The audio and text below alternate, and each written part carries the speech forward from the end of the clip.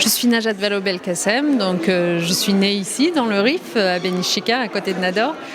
J'ai grandi en France et puis je suis l'ancienne ministre de l'Éducation nationale. Je suis de passage pour quelques jours ici à nouveau et c'est un grand plaisir pour moi de venir visiter notamment des écoles. Bien sûr, écoutez, j'ai entendu parler de l'activité de l'association Wanzma et notamment de cette école d'apprentissage des langues vivantes étrangères qui ouvre tout juste aujourd'hui. On est en train de l'inaugurer, c'est le premier jour.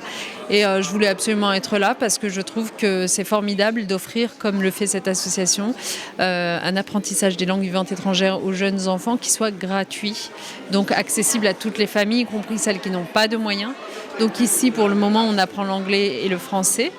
Peut-être que ça va se développer encore à d'autres choses et à d'autres âges, parce que j'ai essentiellement vu pour l'instant des enfants entre 5 et 12-13 ans.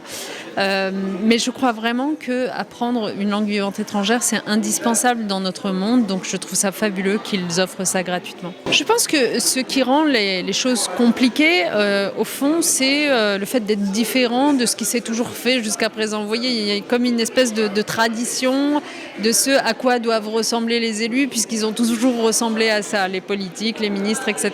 Et c'est vrai que pendant longtemps, en France, d'abord les élus, les politiques étaient des hommes, donc déjà avoir une femme, c'était pas évident. Par exemple, moi en France, j'ai été la première ministre femme de l'Éducation nationale. Il n'y avait jamais eu de femme avant ministre de ce portefeuille-là, donc c'est quelque chose de complètement nouveau. Et puis oui, avoir aussi des gens d'autres origines, d'autres cultures, c'est aussi quelque chose de nouveau qui donc bouscule un certain nombre d'habitudes.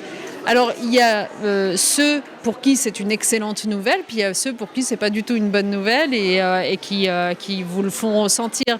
Mais si je devais faire honnêtement le compte, je vous dirais que ceux pour qui c'était une bonne nouvelle étaient bien plus nombreux. Et donc, j'ai reçu beaucoup plus de soutien, de marques d'affection, vraiment de témoignages de satisfaction de voir justement la France être capable d'avoir une ministre d'origine étrangère que de marques de défiance ou d'hostilité ou de haine. Voilà. Non, il m'est arrivé de revenir au Maroc, bien sûr. En fait, ce que je n'avais pas fait depuis très très longtemps, c'était simplement revenir à Nador même.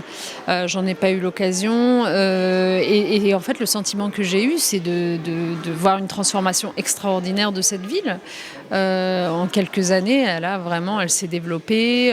Les infrastructures, les routes, la corniche, tout ce que fait l'agence Marchica. Vraiment, c'est impressionnant. Et je pense que ça va dans le bon sens. Alors, ça ne veut pas dire que tout le monde est tiré d'affaire encore. Il y a encore des gens qui souffrent de la pauvreté, clairement, dans les environs. Mais je pense que c'est ça qui permet de développer l'activité économique, l'emploi. Et vraiment, j'espère que dans les années qui viennent, tout le monde pourra profiter de ce développement que Sa Majesté le Roi a voulu pour une région comme celle-là et pour d'autres régions et qui est vraiment bienvenue. Les enfants du monde rural, vous savez, je crois que je les connais bien parce que j'étais une d'entre eux. Hein. J'étais vraiment dans ce petit village, dans ce village de Beni Chika. Jusqu'à l'âge de 5 ans, donc je vois bien ce que c'est d'avoir l'impression d'être un peu loin de tout, que les choses ne sont pas faites pour vous, qu'elles ne sont pas accessibles, que tout réclame de l'argent qu'on n'a pas et que vous voyez votre famille se serrer la ceinture, vous n'osez même pas réclamer à vos parents d'aller faire des études. Donc je sais tout ça. Et ce que je veux dire, en fait, c'est moins aux enfants que je vais m'adresser qu'à leurs parents, parce que je pense qu'à cet âge-là, c'est plutôt les parents qui prennent les décisions. Je veux leur dire que permettre à des enfants d'étudier, et y compris à des filles, permettre à des enfants d'étudier, c'est le meilleur investissement qu'on puisse faire. C'est le meilleur investissement qu'on puisse faire pour vivre mieux, y compris pour les parents, pour vivre mieux quelques années plus tard. Parce que parfois, on peut se dire, non, attendez, on n'a rien, on préfère garder l'enfant pour qu'il travaille à la maison, pour qu'il travaille professionnellement. Mais en réalité, il vaut mieux qu'il fasse des études, qu'il les pousse, c'est ce qui lui permettra de trouver un emploi, soit ici, soit ailleurs. Merci. وما تنسوش تابوناو معنا فلاشين وتتابعونا على مواقع التواصل الاجتماعي.